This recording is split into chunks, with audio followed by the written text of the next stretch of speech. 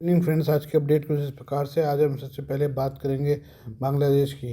भारत के साथ तनातनी के बीच पाकिस्तान ने बांग्लादेश को कराची बंदरगाह का ऑफर देकर बड़ा डिप्लोमेटिक दांव चला है।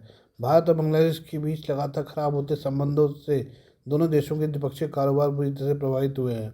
ऐसे में पाकिस्तान ने ढाका के साथ अपनी दोस्ती बढ़ाकर एक नया रास्ता निकाला है। सोमवार को पाकिस्तान ने बांग्लादेश को एक व्यापारिक लाइफलाइन देने की कोशिश की है और जूट उत्पादों और अन्य वस्तुओं के निर्यात के लिए अपने कराची बंदरगाह के इस्तेमाल की पेशकश की है। पाकिस्तान ने जिस वक्त बांग्लादेश को कराची बंदरगाह इस्तेमाल करने का ऑफर दिया है, उस समय काफ़ी दिलचस्प और महत्वपूर्ण है। कुछ हफ्ते पहले ही भारत ने बांग्लादेशी जूट के ज़मीनी आयात पर रोक लगाया है और पाकिस्तान इसका फ़ायदा उठाने आ धमका है। यह समझौता उस समय हुआ जब पाकिस्तान और बांग्लादेश के बीच करीब 2 दशकों के बाद फिर से संबंध बहाल होने शुरू हुए हैं। यह प्रस्ताव ऐसे समय आया जब दोनों देशों के बीच करीब 2 दशक बाद जॉइंट इकोनॉमिक कमीशन की बैठक ढाका में आयोजित की गई है। इस बैठक को 1971 के खूनी विभाजन के बाद पाकिस्तान बांग्लादेश रिश्तों में नई गर्माहट का संकेत माना जा रहा है। पाकिस्तान का यह कदम न सिर्फ व्यापारिक बल्कि रणनीतिक लिहाज से भी भारत के प्रभाव को चुनौती देने की कोशिश के रूप में देखा जा रहा है। कराची बंदरगाह के रास्ते बांग्लादेश को खाड़ी देशों के साथ साथ सेंट्रल एशिया तक समुद्री रास्ते से जुड़ने का नया रास्ता खुलेगा। हालांकि कई एक्सपर्ट्स का कहना है कि पाकिस्तान में चाल जरूर चली है, लेकिन बांग्लादेश के लिए सौदा व्यवहारिक नहीं है। एक्सपर्ट्स का कहना है कि कराची पोर्ट से चिटगांव पोर्ट की दूरी करीब 2600 नॉटिकल मील की है और इस रास्ते को तय करने में जहाज़ों को करीब 2 हफ्ते का वक्त लगता है। इस समुद्री मार्ग पर पहली बार पिछले साल एक पाकिस्तानी कार्गो जहाज़ ने चिटगांव बंदरगाह पर लंगर डाला था, लेकिन ऊंची लागत और काफ़ी ज़्यादा समय लगने की वजह से ये व्यापारिक रूप से प्रभावित साबित नहीं हुआ। हालांकि फिर भी पाकिस्तान का ये ऑफर डिप्लोमेटिक महत्व तो रखता ही है। खासकर वो ये साबित करने की कोशिश कर रहा है कि वो दक्षिण एशिया में बांग्लादेश के लिए भारत की जगह नया साझेदार बन सकता है। पाकिस्तान ने जूट पर टैक्स में कमी और कस्टम ड्यूटी खत्म कर बांग्लादेश को आकर्षित करने की कोशिश की है ताकि वह जूट उत्पादों का बड़ा आयातक बन सके। भारत के साथ बढ़ते तनाव ने बांग्लादेश की जूट इंडस्ट्री को गहरा धक्का दिया है। अगस्त में भारत ने सीमाई मार्गों से बांग्लादेशी जूट और रस्सियों के आयात पर रोक लगा दी थी। इससे पहले ही भारत ने बांग्लादेश में बनाए गए कपड़ों के आयात पर भी रोक लगा दी थी। इसके बाद बांग्लादेश के लिए अपने कपड़ों को निर्यात करने का एकमात्र समुद्री रास्ता ही बचा है, लेकिन ये रास्ता काफ़ी ज़्यादा महंगा है। इसके अलावा भारत ने पिछले दिनों बांग्लादेश का ट्रांजिट एग्रीमेंट भी रद्द कर दिया था, जिसके तहत बांग्लादेश में उत्पाद भारतीय बंदरगाहों के माध्यम से तीसरे देशों में भेज सकता था। भारत के इन फैसलों की वजह से बांग्लादेश के लिए अपने सामानों को दूसरे देशों में निर्यात न सिर्फ काफ़ी महंगा हो गया है, बल्कि सामान भेजने में लगने वाला वक्त भी काफ़ी बढ़ गया है। इसकी वजह से जुलाई 2025 में बांग्लादेश का जूट निर्यात गिरकर सिर्फ $3.4 मिलियन ही रह गया है, जबकि पिछले साल जुलाई में ये रकम $12.9 मिलियन थी। भारत के फैसलों के जवाब में बांग्लादेश ने भी भारत से यार्न यानी धागा के आयात पर रोक लगा दी है, जिससे दोनों देशों के बीच व्यापारिक तनाव और गहरा गया है। आइए हम बात करें गाज़ा की। पाकिस्तान जल्दी गाज़ा पट्टी में कम से कम 20,000 सैनिकों को भेजने जा रहा है। ऐसा वो गाज़ा में पश्चिमी देशों की निगरानी में शुरू होने वाले गाज़ा के स्थिरीकरण के और पुनर्वास प्रयास कार्यक्रम का तहत करेगा। पाकिस्तान के इस फैसले के बाद देश के अंदर ही विवाद शुरू हो गए हैं। पाकिस्तान के कई पूर्व डिप्लोमेट और एक्सपर्ट ने इस फैसले का कड़ा विरोध किया है। उन्हें पाकिस्तान सेना के इस फैसले की आलोचना की है।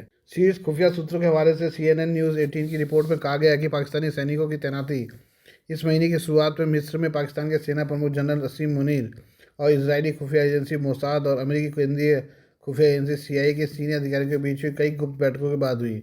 हैरानी की बात यह है कि ये वही पाकिस्तान है जो इसराइल को बतौर देश मान्यता नहीं देता। फिर भी असीम मुनीर मोसाद के अधिकारियों से मिले और मोसाद CIA की निगरानी में पाकिस्तान की सेना गाज़ा में काम करेगी। पाकिस्तान के पत्रकार मोहित पीरजादा ने इस मामले को लेकर अपनी प्रतिक्रिया दी है। उन्होंने लिखा है कि तो आप कह रहे हैं कि सेना की मुस्लिम पहचान और पाकिस्तानी राष्ट्रवाद एक सोची समझी चाल थी और असली पहचान अंग्रेज़ों द्वारा बनाई गई सेना इकाई के इर्द गिर्द गढ़ी गई थी। बलूच रेजिमेंट, एक पंजाब वगैरह।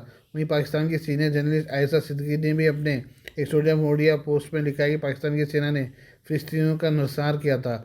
हालांकि उन्होंने ये आंकड़ा सिर्फ 3,000 का दिया है, जबकि असलियत में ये आंकड़ा 25,000 के करीब है। रिपोर्ट के मुताबिक पाकिस्तानी सैनिकों को वैसे तो गाज़ा में लोगों के पुनर्वास कार्यक्रम के तहत भेजा जा रहा है, लेकिन उसकी जिम्मेदारी गाज़ा में हमास के बचे आतंकियों को मारने की होगी। पाकिस्तान की ये जिम्मेदारी इसलिए दी गई है ताकि गाज़ा को पश्चिमी देशों के मुताबिक स्थिर किया जा सके। इस योजना में कथित तौर पर पाकिस्तान को इंडोनेशिया और अजरबैजान के साथ काम करना होगा, जिन्हें पश्चिमी और अरब मध्यस्थों के नेतृत्व वाले गाज़ा प्रशासन ढांचे में सीमित शांति स्थापना के लिए विचार किया जा रहा है। यानी वो देश जो इस्लाम को आधार बनाकर हमास का समर्थन कर रहे थे, वो अब अमेरिका के इशारे पर हमास के लड़ाकों को मारने का काम करेंगे। जॉर्डन के किंग अब्दुल्ला से मिले असीम मुनीर। इस बीच पाकिस्तान के आर्मी चीफ असीम मुनीर ने जॉर्डन के शाह अब्दुल्ला और जॉइंट चीफ ऑफ स्टाफ के अध्यक्ष मेजर जनरल यूसुफ हुनैती के साथ अहम बातचीत की है। पेट्रा समाचार एजेंसी ने इस मुलाकात को लेकर बताया कि रविवार को अम्मान में हुई बैठक में अधिकारियों ने संबंधित क्षेत्रीय घटनाक्रमों पर भी चर्चा की। जॉर्डन गाजा के करीब है और अगर पाकिस्तान अपने सैनिकों को गाजा भेजता है तो उसे जॉर्डन में भविष्य में मदद की जरूरत होगी। यानी वो साफ होने लगा है कि असीम मुनीर को डोनाल्ड ट्रंप ने बार बार व्हाइट हाउस क्यों बुलाया और अमेरिकी राष्ट्रपति असीम मुनीर पाकिस्तान और शहबाज शरीफ की क्यों बार बार तारीफ कर रहे हैं। आइए हम बात करें पाकिस्तान की धमकी के बारे में। पाकिस्तानी परमाणु कमांड प्राधिकरण के सलाहकार लेफ्टिनेंट जनरल सेवानिवृत्त मजहर जमील ने भारत को धमकी दी है। उन्होंने कहा कि पाकिस्तान दक्षिण एशिया में रणनीतिक स्थिरता को मजबूत करने के लिए अपनी क्विड प्रो क्यो प्लस नीति पर अमल करना जारी रखेगा। उन्होंने यह भी कहा कि पाकिस्तान की यह नीति महाशक्तियों की राजनीति और भारत के पक्ष में तकनीकी पूर्वाग्रह के कारण कमजोर हो गई है। क्विड प्रो क्यो प्लस एक सैन्य सिद्धांत है जिसका उद्देश्य भारतीय आक्रामकता का जवाब देना है जो पैमाने या गंभीरता से में शुरुआती उकसावे से कहीं ज़्यादा हो। जनरल जमील ने इस्लामाबाद में सेंटर फॉर इंटरनेशनल स्टडीज़ के 3 दिवसीय कार्यशाला के समापन सत्र को संबोधित करते हुए कहा पाकिस्तान अपनी क्विड प्रो क्यो प्लस नीति पर कायम रहेगा जिससे दक्षिण एशिया में रणनीतिक स्थिरता मजबूत होगी। उन्होंने आगे कहा कि पाकिस्तान किसी भी आक्रामक कार्रवाई चाहे वो रणनीतिक हो, ऑपरेशनल हो या सामरिक का दृढ़ संकल्प और क्षमता के साथ जवाब देने के लिए पूरी तरह तैयार है ताकि क्षेत्र में निवारक संतुलन बना रहे। यह बयान इसी महीने चल रहे तनावपूर्ण दौरे के बाद आया है जिसने मई में भारत के ऑपरेशन सिंदूर हवाई हमलों के दौरान देखी गई अस्थिरता को फिर से जगा दिया है। ये बयान ऐसे समय में आया है जब भारतीय सशस्त्र बल विवादित सर क्रीक के पास 30 अक्टूबर से 10 नवंबर तक होने वाले एक बड़े सैन्य अभ्यास त्रिशूल की तैयारी कर रहे हैं। भारतीय अधिकारियों ने सीमा पार किसी भी आतंकवाद के खिलाफ जबरदस्त जवाबी कार्रवाई की चेतावनी दी है। जमील ने आगाह किया कि वैश्विक शक्ति राजनीतिक क्षेत्रीय शक्ति संतुलन को बिगाड़ रही है। उन्होंने कहा महाशक्ति राजनीति ने भारत को उन्नत और उभरती हुई तकनीकों के भेदभाव हस्तांतरण को बढ़ावा दिया है जिससे दक्षिण एशिया में रणनीतिक संतुलन कमजोर हुआ है। उन्होंने कहा कि इस तरह की तरजीह पहुँच क्षेत्रीय सुरक्षा प्रतिमान को नया रूप दे रही है और पूरे क्षेत्र में युद्ध की प्रकृति और चरित्र को बदल रही है। उन्होंने कहा कि इस अंतर्राष्ट्रीय समर्थन ने भारत के कार्यों को प्रोत्साहित किया है। उन्होंने कहा कि इन बाहरी समर्थकों और रणनीतिक साझेदारियों से उत्साहित होकर भारत ने दुस्साहसवादी प्रवृत्तियों का प्रदर्शन तेज कर दिया है जो विशेष रूप से पहलगाम की घटना के बाद स्पष्ट हुआ है। पहलगाम हमले के बाद मई में दोनों देशों के बीच हुए टकराव का जिक्र करते हुए जमील ने कहा कि इस घटना ने भारत के बढ़ते प्रभुत्व और बढ़ते नियंत्रण की गलत धारणाओं को प्रभावी ढंग से चुनौती दी है। उन्होंने कहा कि पाकिस्तान ने एक बार फिर संयम और जिम्मेदारी का परिचय दिया है जिससे उसकी परमाणु निवारक स्थिति की विश्वसनीयता परिपक्वता की पुष्टि हुई है। जमील ने चेतावनी दी कि भारत का हिंदुत्व प्रेरित राष्ट्रवाद क्षेत्रीय शांति और सामरिक स्थिरता के लिए एक गंभीर चुनौती है जो उनके अनुसार सत्ता की राजनीति और क्षेत्रीय प्रभुत्व के चाणक्य मंडल सिद्धांत की वैचारिक और रणनीतिक छाप को दर्शाता है। उन्हें चेतावनी देते हुए कहा कि भारत के बढ़ते आक्रामक सैन्य सिद्धांत और साथ ही बलपूर्वक व्यवहार की संस्कृति क्षेत्र में आक्रामकता प्रदर्शित करने की उसकी मंशा और क्षमता दोनों को रेखांकित करती है। Please do like share and subscribe this channel of my news, views and analysis by Prakash.